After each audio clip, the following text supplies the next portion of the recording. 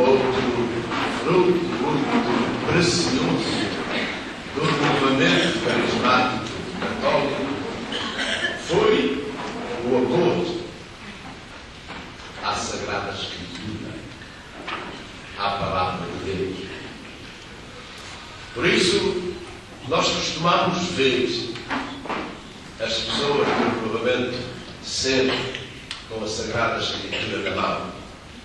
Por isso, nós costumamos ver crescer em quem está em renovamento carismático um amor à Sagrada Escritura, à Palavra de Deus.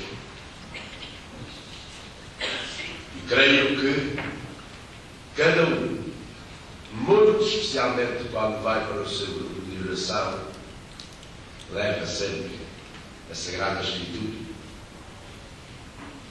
E um colega meu, assim, muito engraçado, que dizia sempre, até há uns anos, tinham-nos roubado a Bíblia.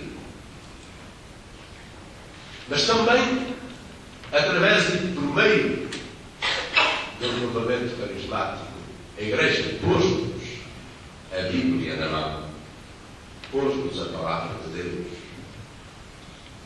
E ensinou-nos, e vai-nos ensinando, e os grupos de oração vão-nos ensinando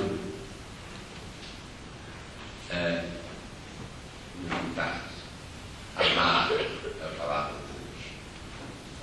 No refrão dos capuchinhos, o cristão vive com a Bíblia na mão e o Deus da Bíblia no coração.